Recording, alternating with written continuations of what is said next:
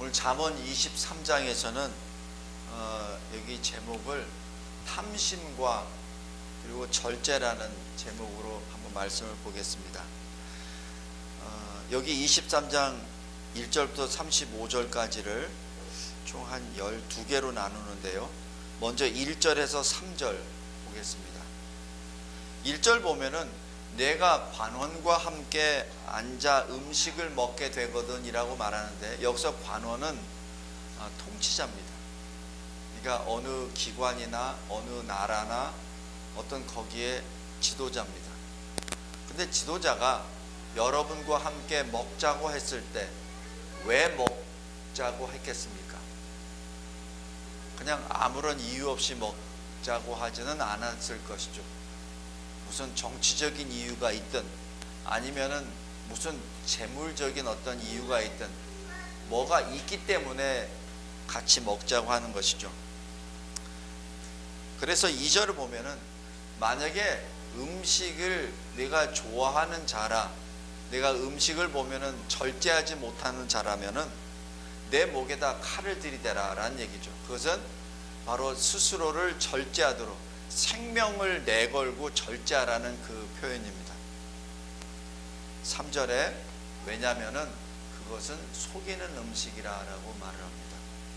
여기서 첫 번째, 여기 1절에서 3절까지 보면은 우리의 어떤 그 시험이나 유혹 앞에 섰을 때 가장 먼저 질문을 해야 될 것은 나의 인생 목표는 무엇입니까? 라는 것이죠. 지금 힘 있는 자가 나를 초대를 했습니다. 그래서 같이 먹자고 오히려 그 사람이 나에게 요청을 해왔죠. 보통 우리가 보면 어떻게 하죠? 소위 힘 있는 사람이 우리에게 연락을 해서 뭐 먹자, 저녁 먹자라고 하면은 굉장히 흥분하고 기분이 좋겠죠. 그런데 여기 하나님의 말씀은 이렇게 말씀합니다. 그가 준비하는 것에는 뭔가 뜻이 있다. 그래서 속이는 것이 있다. 겉보기에는 굉장히 맛있어 보이고 뭔가 훌륭해 보이지만은 그러나 거기에는 그의 속뜻이 있다는 얘기죠. 우리가 이러한 시험과 유혹 앞에 섰을 때 우리는 늘 항상 나의 인생 목적이 무엇인지, 나의 인생 목표가 무엇인지 먼저 그거를 체크를 해봐야 됩니다. 그랬을 때 우리가 시험과 유혹 앞에 버틸 수 있습니다. 만약에 그러지 않았을 때는 그냥 너무 쉽게 넘어가 버립니다. 우리의 인생의 목적은 무엇이죠? 우리 그리스도인의 인생의 목적은 무엇입니까? 하나님을 영화롭게 하고 항상 언제나 하나님을 즐거워하는 것이 우리의 인생 목적입니다. 왜냐하면 하나님이 그것을 위하여 우리를 지으셨고 우리를 구원해 주셨기 때문에 그렇습니다. 성도 여러분, 오늘 여기 잠언 23장 첫 번째 교훈은 여러분 앞에 현실적인 도전이 왔을 때, 그것도 위협의 도전이 아니라 굉장히 맛있는 음식처럼 너무나도 쉽게 넘어가기 쉬운 그러한 시험과 유혹 앞에 있을 때 우리는 어떻게 서야 합니까? 그냥 3절에 그것은 속이는 음식이니까 조심해야 된다라는 차원에서라면 너무 소극적이요. 다시 말씀드리면 지금 여기 너라고 얘기하는 대상은 바로 하나님의 백성들입니다. 다시 얘기해서 여기 이 잠언을 기록한 이 저자의 아들들을 말합니다. 솔로몬의 아들들이죠. 바로 영적으로 영적인 아버지가 아들들에게 권면하는 겁니다. 다시 얘기해서 이것은 그냥 이 혈통상의 아비가 주는 교훈이 아니라 하나님의 성령의 감동함을 입은 영적 아비가 자기 아들에게 권면하는 것이죠. 이 얘기는 뭐죠? 이 속이는 음식이라는 것은 하나님 영광과 반대되는 것으로 이끌려고 한다는 것을 의미합니다. 꼭 명심하시기 바랍니다. 특별히 높은 직위에 올라가려고 하는 사람, 특별히 돈을 많이 벌려고 하는 사람들, 그 계기가 나타났다라고 생각할 수 있습니다. 아, 힘 있는 사람 왔으니 내 처사람한테만 잘 보이면은 돈도 벌 수 있고 권세도 올릴 수 있고 진급도 할 수 있겠네라고 생각하죠. 그래서 대부분이라고 하면 좀 어폐가 있는데, 많은 사람들이 자기 영혼도 팔아버립니다. 그가 하고자 하는 건 뭐든지 다 해버립니다. 그것이 이 세상의 흐름입니다. 하나님께서 말씀하십니다. 그 달콤하게 보이는 음식은 너의 영혼을 빼앗는 속이는 음식이다. 우리가 늘 첫 번째 교훈, 무슨 시험과 유혹 앞에 있을 때 항상 우리는 내가 누구인지, 내가 왜 살아야 되는지, 나는 무엇을 위하여 존재하는지, 그것을 먼저 점검해야 됩니다. 다음에 두 번째, 4절 5절입니다. 부자 되기에 너무 애쓰지 말라. 재물은 하늘을 나는 독수리처럼 날아가리라. 이 얘기는 예수님이 어떻게 말씀하셨죠? 마태복음 6장 19절에 이렇게 말씀합니다. 보물을 오직 너희를 위하여 하늘에 쌓아두라. 이 세상에 쌓아두지 말라. 도둑도 많고 썩는 것도 많다. 그러니 너희들이 진정 보물을 쌓으려면 하늘에다 쌓아라. 4절과 5절의 예수님의 해석입니다. 말씀입니다. 그리고 6절, 7절, 8절에 악한 자의 음식은 나누지 말란 얘기입니다. 여기서 악한 눈이 있는 자라고 얘기하는 것은 여기 잠언 22장 9절에 선한 눈을 가진 자와 반대가 됩니다. 22장 9절에 선한 눈을 가진 자는 누구죠? 양식을 가난한 자에게 나누는 자, 긍휼의 마음이 있는 자. 마태복음 25장에 예수님이 천국 비유를 하실 때 오른쪽에 있는 양과 같은 자, 어떤 자죠? 굶주릴 때 먹여주는 자, 바로 그 자입니다. 바로 의인들이죠. 대신에 6절에 악한 눈이 있는 자는 그 정반대입니다. 자기 욕심만을 채우는 자, 가난한 자를 도울 마음이 전혀 없는 자, 바로 그 자들입니다. 여기서 음식을 먹지 말라라고 얘기하는 것은 그들과 같이 살지 말란 얘기입니다. 그들처럼 살지 말란 얘기입니다. 왜냐하면은 7절에 보십시오. 마음의 생각이 그들의 행위와 그대로 일치한다는 얘기죠. 그러기에 그런 사람들과 악인들과 같이 음식을 먹었을 때는 조금 먹은 것도 다 토해낼 수밖에 없을 것이다. 그러니까 먹으면 먹은 만큼 손해란 얘기입니다. 물론 이 세상에 살면서 어떻게 이 사람들과 같이 아예 이렇게 구별돼서 살 수는 없겠죠. 그러나 늘 우리가 깨어 있어서 그들과 같이 먹는 자리에 있으면 안 된다는 것을 의미합니다. 여기서 먹는다는 건 단지 음식을 먹는다는 것뿐만 아니라 그들과 같이 전대를 찬다는 얘기죠. 그들과 같이 어떤 목적을 향하여 같이 동행한다는 얘기죠. 그러지 말라는 얘기입니다. 그 다음에 9절, 미련한 자의 귀에는 말하지 말지니 라고 얘기합니다. 여기서 두 가지 의미가 있다고 봅니다.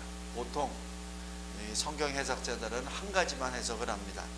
하나는 후반부에 보면은 너의 지혜로운 말을 없이 여길 것이니까 아예 말하지 말라. 맞습니다. 근데 제가 여기서 한 가지만 더 추가를 하면은, 그렇다면은 미련한 자에게 아무 얘기도 하지 않느냐? 하긴 해야죠. 그러나 당신의 말로 인하여 미련한 자가 당신의 말을 받아들일 거고, 미련한 자가 당신의 말로 인하여 변화될 것이라고 착각하지 말랍니다. 우리가 보통 어떤 그 답답한 사람에게 조언을 하죠. 그래서 그 조언이 들여지고 변화되기를 원합니다. 거기에서 무리수가 나갑니다. 왜? 내가 변화시키려고 합니다. 성도 여러분, 여기서 이 9절에 나오는 미련과 지혜는 지금 하나님의 믿음이 있고 없고가 들어갑니다. 그냥 단순히 인본주의적으로 미련하고 무식하고 지혜롭고 그것이 아니라 하나님의 신앙이 있는지 없는지가 여기 더 있죠. 그래서 하나님의 신앙을 마치 내가 어떤 권면이나 조언을 통하여 그 믿음을 주는 것처럼 생각하지 말란 얘기입니다. 믿음은, 하나님 신앙은 은혜밖에 없습니다. 만약에 우리가 믿지 않는 자에게 무슨 권면을 하게 될 때는 내 힘으로, 내 지식으로 하는 것이 아니라 먼저 기도를 통하여 성령께서 그 불신자의 마음이 변화될 수 있도록 먼저 간구하는 것이 우선입니다. 다음에 10절 11절입니다. 옛 지계석을 옮기지 말라. 그것은 과거에 그 하나님이 주신 그 땅 범위를 표현합니다. 그것은 하나님이 정해 주신 것이고 하나님이 그 지경 내에 있는 자손들과 후손들에게 그 땅을 주신 겁니다. 그런데 옛 지계석을 옮긴다는 얘기는 바로 하나님이 정해 주신 그 영토를 빼앗는다는 것을 의미합니다. 성도 여러분, 힘이 있다 하더라도 하나님이 정하시는 범주를 벗어나서는 안 됩니다. 자기가 힘이 있고 그것이 설사 이 인간 세상의 합법적인 방법이라 하더라도 그것을 하나님이 정해주신 그 땅을 침해하게 됐을 때는 하나님이 벌하십니다. 고아, 부모가 없으니까 아무런 실력 행사할 것도 없고 법적인 지식도 없으니까 그냥 내가 보는 대로 내가 취한다라고 해서는 결코 안 된다는 얘기죠. 왜냐하면 고아들의 구속자는 주님이시기 때문이에요. 그리고 주님이 그 보응을 하시기 때문입니다. 다음에 12절, 13절, 14절에 훈계와 징계에 대해서 말씀합니다. 12절 보면은 훈계에 착심하라, 지식의 말씀에 귀를 기울이라 라고 말을 합니다. 다시 얘기해서 이 훈계는 아버지가 주시는 훈계지만 그 아버지가 주시는 훈계의 근거는 어디에 있습니까? 하나님 말씀이죠. 그래서 하나님의 말씀을 자기 자신에게 주어지는 훈계, 지시, 교훈으로 마음에 새겨두라는 얘기입니다. 이를 위해서 아이들을 훈계하라, 아이들을 징계하라 라는 말이죠. 요즘 부모가 이제 아이에게 조금만 뭐 하면은 그걸 법적으로 어떤 한다고 이 법적 뭘 개정 비슷하게 움직임이 있는데 그것은 비성경적입니다. 마치 자유민주주의 체제가 어떤 문제점이 있다고 해서 자유민주주의 체제는 안 돼 하고 사회주의나 공산주의 체제로 바꾸는 것과 똑같습니다. 어떤 체제가 있다면은 거기에 무슨 문제점이 발생되면 그 문제점을 바꾸면 됩니다. 그런데 그 문제점을 바꾸기보다는 아예 그 체제 자체를 바꿔버리려고 하는 그런 우를 범합니다. 비성경적입니다.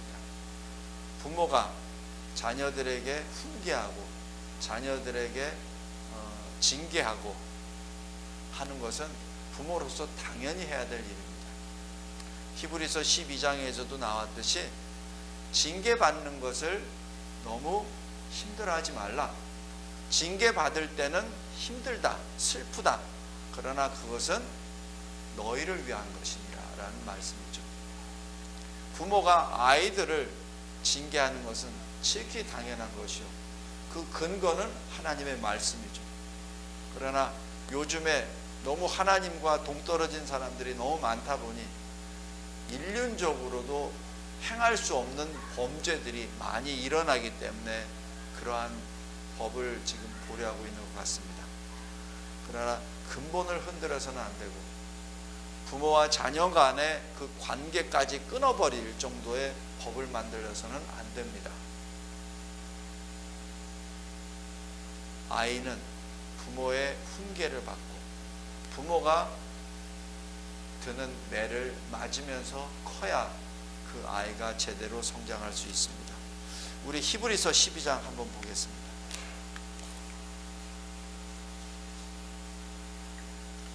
히브리서 12장 5절. 내 아들아 주의 징계하심을 경히 여기지 말며 그에게 꾸지람을 받을 때 낙심하지 말라. 주께서 그 사랑하시는 자를 징계하시고 그가 받아들이시는 아들마다 채찍질 하심이라. 하나님께서 버린 자는 어떻게 하죠? 내버려 두어버립니다.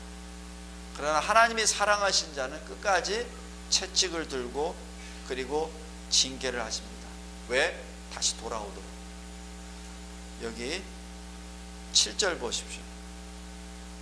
너희가 참음은 징계를 받기 위함이라. 하나님이 아들과 같이 너희를 대우하시나니 어찌 아버지가 징계하지 않는 아들이 있으리요. 아들이라면 아버지는 당연히 징계를 하시죠. 왜냐하면 8절 보세요. 징계는 다 받는 것이거늘 너희에게 없으면 사생자요 친아들이 아니니라. 10절 후반부에 오직 하나님은 우리의 유익을 위하여 그의 거룩하심에 참여하게 하시기 때문에 징계를 하십니다. 그러므로 11절 징계가 당시에는 즐거워 보이지 않고 슬퍼 보이나 후에 그로 말미암아 연단받은 자들은 의와 평강의 열매를 맺느니라. 부모가 자녀에게 징계하고 채찍을 들고 매를 드는 것은 자녀를 살리기 위함이지 죽이기 위함이 아닙니다. 그 가장 기본적인 성경의 원리 가르침을 지금 이 세상의 법으로 깨려고 하죠. 아닙니다. 다음에 15절 16절 보십시오.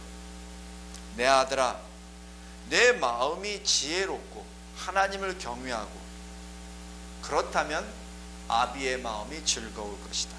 바로 아비는 자녀가 하나님을 경외한다는 그 자체로 기뻐합니다. 그리고 내 입술이 정직을 말하면 정직이란 겉과 속이 같다는 내용입니다. 그러니까 너의 마음과 너의 말과 행동이 같다면 아비의 속은 기쁘리라라는 뜻이죠. 다음에 17절 18절 어찌 보면 오늘 이 잠언 23장의 가장 큰 주제라고도 볼 수 있습니다. 죄인의 형통을 마음속으로 부러워하지 말라. 오직 여호와를 경외하라. 그랬을 때 너에게 미래가 있고 그랬을 때 너에게 소망이 있는다. 여기 시편 73편 보십시오.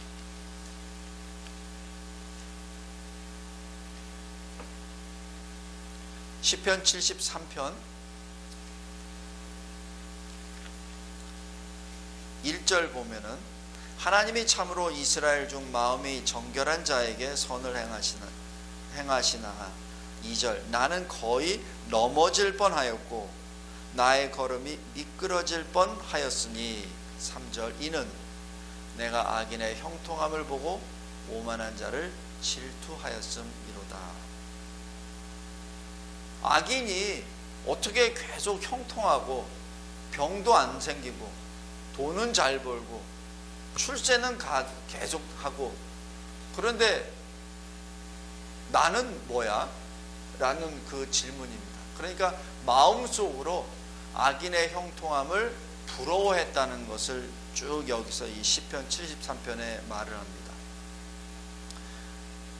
그런데 17절 보십시오. 하나님의 성소에 들어갈 때야 그들 바로 악인의 종말을 내가 깨달았다. 바로 하나님의 성소에 들어가 보니 그들은 18절 하나님이 그들을 미끄러운 곳에 두시며 파멸에 던지시니 19절 갑자기 황폐하게 되었는가 놀랄 정도로 전멸하였나이다. 언제 알았다고요? 성소에 들어가서.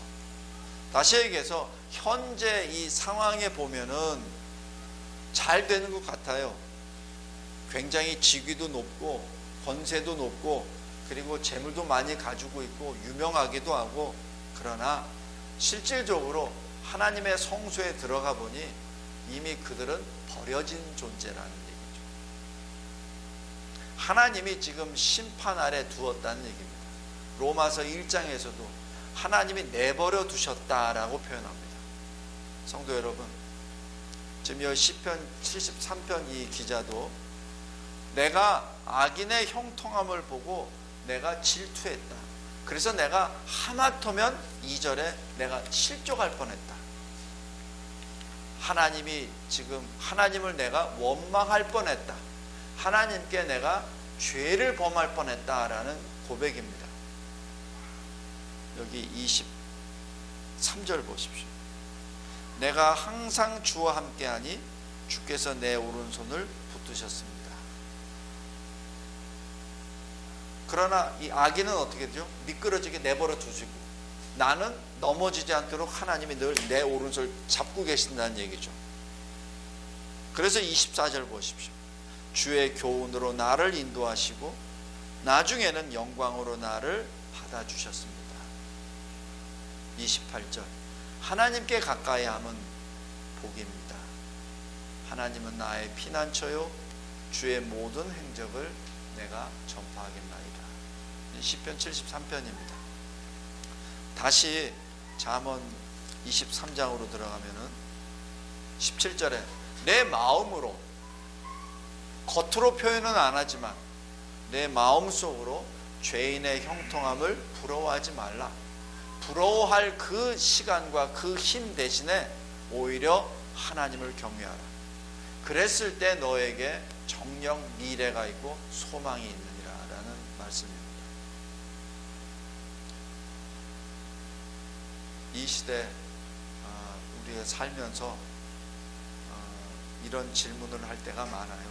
저 사람 분명히 불신자인데, 저 사람 분명히 죄인인데, 오만한 자인데 어떻게 저렇게 잘 나가는 거야? 자녀들도 잘 되네, 후손들도 잘 되네 이라고 얘기합니다. 그것은 우리 눈에 보이는 것이고, 우리가 성소에 들어갈 때 하나님이 결코 그들을 내버려 두시지 않습니다. 다음 19절부터 25절까지입니다. 여기서는 23절이 핵심입니다. 진리를 사라, 팔지는 말라. 여기서 여기 표현대로 하면은 마치 진리를 살 수도 있고 팔 수도 있는 것으로 표현됩니다. 그러나 그런 것이 아니라 다른 무엇보다도 진리를 구하라는 얘기입니다. 그리고 내가 진리를 얻었으면 결코 그것을 양보하지 말라는 얘기입니다. 진리를 내가 받았으면 그 진리를 끝까지 지키라는 얘기입니다. 그 표현을 진리를 사고 팔지는 말라라는 표현입니다. 또 똑같이 지혜와 또 여기 훈계와 명철도 마찬가지입니다. 진리와 지혜의 근본은 뭐죠? 여호와를 경외하는 것. 명철은 뭐죠? 거룩하신 하나님을 아는 것이요. 그리고 훈계란 뭐죠? 하나님의 입에서 나온 교훈입니다. 다시 얘기해서 진리, 지혜, 훈계, 명철의 중심에는 하나님이 계십니다. 바로 하나님을 믿는 신앙, 하나님이 주신 말씀에 늘 붙어있고 그 말씀에 따라 순종하려고 하는 그 마음 자세가 굉장히 중요하다는 것을 여기서 의미합니다. 그 다음에 26절에서 28절 내 아들아 내 마음을 내게 주라. 내 마음을 내게 주라. 이게 뭐죠? 아버지에게 오란 얘기입니다. 그 아버지는 무엇이죠? 하나님의 말씀을 받은 자, 하나님을 경외하는 자입니다. 너의 눈으로 내 길을 즐거워할지어다. 내 길은 뭐죠? 하나님이 인도하시는 길. 다시 얘기해서 내 아들아, 너의 그 마음을 늘 하나님께 가까이 와라. 하나님의 말씀에 붙어 있으라는 얘기죠. 대신에 27절 28절에 음녀와 그리고 이방 여인이라고 표현합니다. 그래서 음녀와 이방 여인은 영과 육을 더럽히는 존재로 여기서 나옵니다. 영적으로는 우상 숭배를 말하죠. 왜 음녀와 이방 여인을 여기서 깊은 구덩이요 좁은 함정이라고 합니까? 이유는 하나님의 사람이 실족하기 너무 쉬고, 그리고 한 번 빠지면 헤어날 수 없는 곳이기 때문에 그렇습니다. 또 이러한 이 깊은 구덩이와 좁은 함정은 하나님으로부터 멀어지게 하고 하나님을 대적하게 만듭니다.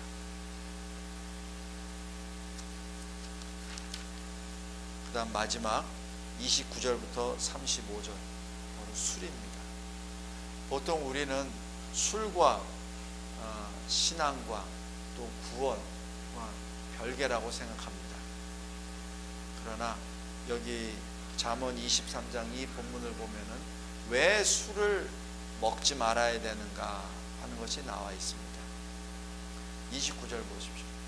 재앙, 근심, 분쟁, 원망, 까닭 없는 상처, 붉은 눈, 바로 술 때문에 생기는 것이죠. 술 자체가, 술은 음식입니다. 하나님이 허락하신 음식입니다. 그러기에 술 자체가 뭐가 잘못되는 것이 아니라 그 술이 사람에게 들어왔을 때, 그 술이 사람에게 들어왔을 때 사람을 이렇게 만들어 버린다는 얘기입니다. 제가 대위 때 미국에서 1년 동안 미 고등군사반 같이 봤는데, 미군이었어요. 한 친구가 수업 때마다 눈이 빨개요. 눈이 빨개가지고 졸지는 않는데 이 친구가 지금 뭐 하나 하는 생각이 있어요. 그래서 나중에 물어봤어요. 니는 왜 이렇게 빨갛냐? 밤에 계속 술 먹는. 왜 술 먹냐? 여기 교육받으러 왔으니까 술 먹어야지 하면서 계속 술 먹더라고요. 물론 딱 한 명이었습니다. 다른 친구들은 열심히 공부한 친구들. 이 술을 많이 먹다 보면은 눈이 붉어진다는 걸 그때 알았습니다. 자, 근데 술을 먹다 보면 어떻게 되냐면 30절에 술에 잠기게 됩니다. 한 잔, 두 잔이 한 병, 두 병이 되고 나중에 술에 잠겨버리죠. 잠기고 난 다음에 어떻게 되냐면 혼합한 술, 더 독한 술, 그리고 더 자극적인 것을 구하게 됩니다. 그리고 31절 보면은 술은 아주 목에 잘 내려갑니다.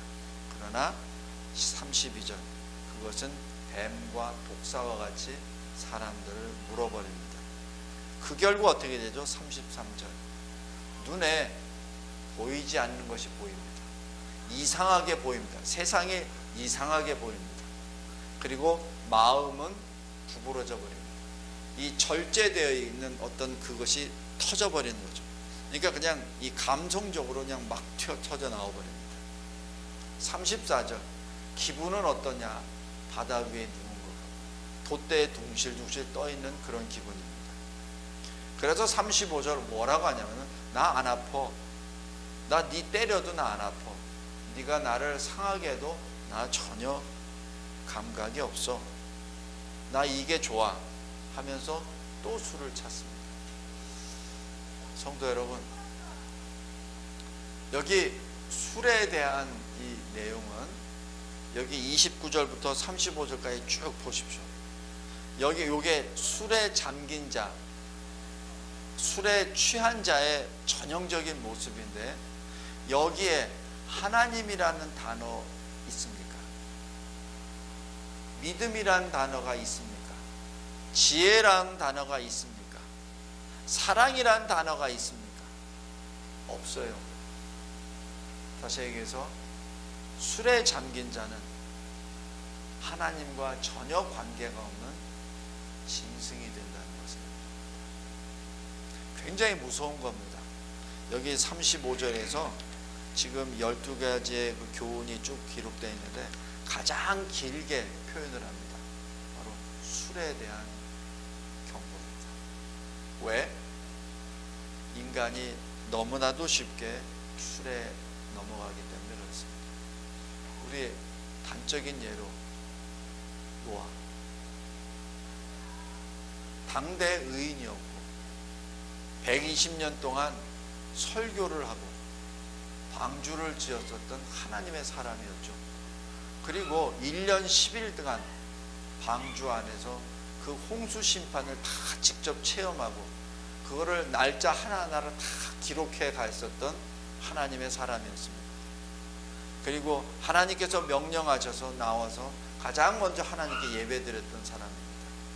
그럼에도 불구하고 포도주에 취했을 때는 사실 엉망이 되버리죠. 술이 그래서 무섭습니다. 술을 먹으면은 지옥 갑니까? 그런 건 없어요. 술을 먹으면은 뭐 이상하게 하나님 구원으로부터 멀어집니까? 그런 내용은 없어요. 보통 술에 대해서 변론하려고 하는 사람들이 그렇게 접근을 합니다. 그러나 여기 23장 29절부터 35절까지는 술의 위험에 대하여 분명히 경고하고 있습니다. 말씀을 맺겠습니다. 잠언 23장에 나와 있는 그 교훈을 한마디로 말하면 당신의 인생 목적은 무엇입니까? 당신이 어떤 도전과 시련과 유혹과 시험 앞에 섰을 때 가장 먼저 여러분들이 점검해야 될 것은 나의 인생 목적은, 내가 왜 여기 있는지, 내가 왜 이 순간에 존재해야 되는지 그것을 먼저 점검해야 한다는 사실입니다. 그랬을 때 여기 35절까지 나와 있는 모든 것이 다 하나로 귀결이 됩니다. 바로 하나님입니다. 예수님께서 광야에서 마귀의 시험을 받으실 때 주님께서 그 방어하신 것은 바로 하나님의 말씀이죠. 사람은 빵으로만 사는 것이 아니요 하나님의 입에서 나온 말씀으로 사느니라. 하나님을 시험하지 말라. 오직 하나님께 경배드리라. 예수님이 아담이 통과하지 못했었던 그 시험을 3번에 걸쳐서 승리하십니다. 무엇으로? 하나님. 마찬가지 우리도 마찬가지입니다. 여기 23장 잠언에 길게 나와 있는 이 모든 것들 한마디로 나는 하나님의 사람입니다. 나는 하나님의 말씀으로 나는 이 시험과 이 유혹을 이깁니다. 기도하겠습니다. 하나님 아버지 감사하고 감사합니다. 세상에 살면서 많은 유혹과 시험 앞에 서 있음을 고백합니다. 특별히 능력이 있는 청년들, 그리고 많은 것을 가진 자들, 그리고 더 가지려고 하는 자들, 또 높은 위치에 있는 자들, 더 높은 위치에 올라가려고 하는 자들에게 늘 시험과 유혹이 끊임없이 다가옴을 우리는 잘 알고 있습니다. 이럴 때 늘 잠언 23장에 교훈하신 것처럼 하나님 앞에 서 있는 코람데오의 믿음으로 하나님의 영광을 먼저 찾아 우리 주 예수 그리스도께서 승리하신 광야의 시험처럼 우리도 승리하는 주의 군사들 되게 하옵소서. 예수 그리스도의 이름으로 기도드렸나이다.